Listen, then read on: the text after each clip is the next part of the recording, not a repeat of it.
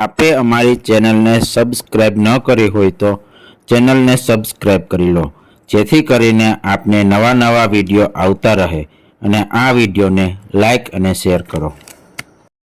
की जय श्याम सुंदर श्याम ने महाराणी की जय श्री गोसाई जी परम दयाल की जय. खास मंगल आरती पद है कि मंगलम मंगलम ब्रजभुवि मंगलम मंगलमिह श्री नंद यशोदा नाम सुकीर्तन में दुचिरो संगसु लालित पालित रूपम. आखू पद है, पद नो भाव अर्थ बतावे छे आमां के ब्रजभुवि सर्व मंगलों में पण मंगल रूप है. आ भूतल पर श्री नंदरायजी अने श्री यशोदाजीना नामनुं उच्चारण करवुं એ પણ મંગલ રૂપ જ છે. એમની સુંદર ગોદમાં જેમનું લાલન પાલન થયું છે ને એવા શ્રી ઠાકોરજી પણ મંગલ રૂપ છે. શ્રી સ્વામિનીજી અને શ્રી ઠાકોરજીના નામ એ તો સમગ્ર વેદના સારભૂત છે. વિરહાતુ એવી નિજ ભક્તોના અંતઃકરણનો તાપ તે દૂર કરે છે, માટે તેનો ધ્વનિ મંગલ રૂપ છે.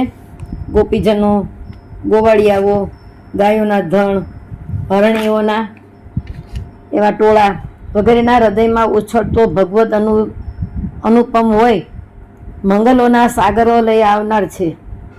મંદ મંદ હાસ્યવાળી શ્રી ઠાકોરજીની દ્રષ્ટિ ને વાણી એ પણ મંગલરૂપ છે.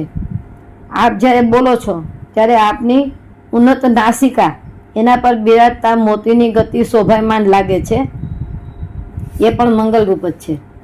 આપ જ્યારે વેણુનાદ કરો છો ત્યારે વેણુના છિદ્રો પર આપની કોમળ આંગળીઓ ફરે છે, એને લીધે એટલો મધુર નાદ થાય છે ને કે એનાથી મુગ્ધ બનેલ એવા વૃંદાવનમાં જન્મેલા મનુષ્યો, પશુઓ, પક્ષીઓ એ પણ મંગલરૂપ બની જાય છે.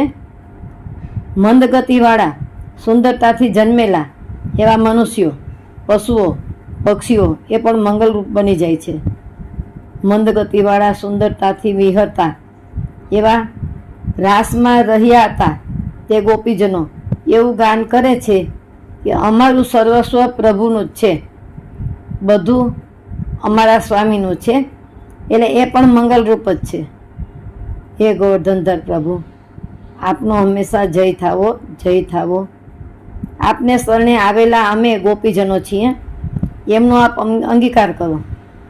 પુષ્ટિ માર્ગીય વૈષ્ણવો માટે પ્રભુ સેવા આવશ્યક અને પ્રથમ કર્તવ્ય છે. સેવાનો કોઈ વિકલ્પ નથી.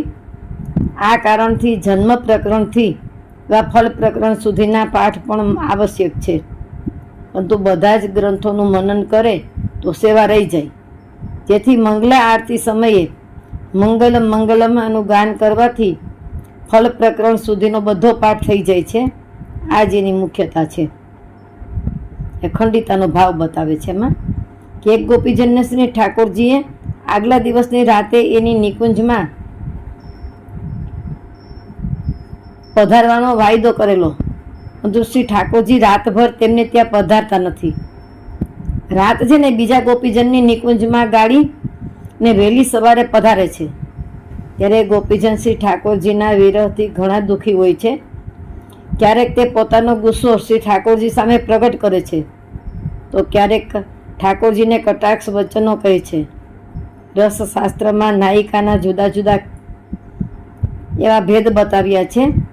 એમાંનો એક ભેદ ખંડિતાના નાયિકાનો છે. એ લીલા કીર્તનો ખંડિતાના નામે પ્રસિદ્ધ છે. બાળ લીલા બધાયના દિવસોમાં તથા વર્ષા ઋતુમાં એટલી વખતે છે ને ખંડિતાના પદ ગવાતા નથી. એ ખંડિતાનું પદ બોલ કે મેરે આયે ભોર પિયારે રેન કહા ગમાઈ, કોન ત્રિયા સંગ બસ પરે મોહન, જાની ગઈ ચતુરાઈ, બીના ડોરહિયા હાર બિરાજત, નખ ક્ષત દેખ દિખાઈ, શ્રી વિઠ્ઠલ ગિરિધર વાહી પે, યાવક પાગ રંગાઈ. આમાં ભાવાર્થમાં કહે છે કે ગોપી છે ને શ્રી કૃષ્ણને ઠપકો આપે છે, હે પ્રિય, આપ તો મારે ઘેર સવારે જ પધાર્યા, તો આખી રાત ક્યાં વિતાવી તમે કહે? હે મોહન, કંઈ પ્રિયાના સંગમાં વશ થઈને રહ્યા હતા કે આપની ચતુરાઈ હું સમજી ગઈ છું. તમારા ગળામાં દોરી વિનાની હારની છાપ બિરાજે છે. બીજી પ્રિયતમાને આલિંગન કરતા એની હારની છાપ છે ને આપણા શ્રીકંઠમાં પડી ગઈ છે, અને કેલી કરતા પડેલ નખ ક્ષત્ર દેખાઈ રહ્યા છે. ગંગાબાઈ કહે છે કે આપની પાઘ પણ છે ને રંગાઈ ગયેલી લાગે છે. એટલે મંગલ આરતીનું પાછું બીજું પદ આવે છે કે માઈ મંગલ આરતી ગોપાલકી હિતપતિ મંગલ હોત નિરખી મુખ ચિતવન નયન વિશાલકી મંગલ રૂપ શ્યામ સુંદર કો મંગલ ભ્રુકુટી સુભાલકી ચતુર્ભુજ પ્રભુ સદા મંગલ નિધિ બાનિક ગિરિધર લાલ કી. હે માઈ ગોપાલની આરતી છે ને મંગલકારી છે. એમનું મુખ જોઈને હંમેશા જીવને મંગલની પ્રાપ્તિ થાય છે ને એમના વિશાળ નયનો નિરખીને ચિત્ત પ્રફુલ્લિત બને છે. શ્યામ સુંદરનું રૂપ પણ મંગલ રૂપ છે ને સુંદર કપાળની ભ્રુકુટી એ પણ મંગલ છે.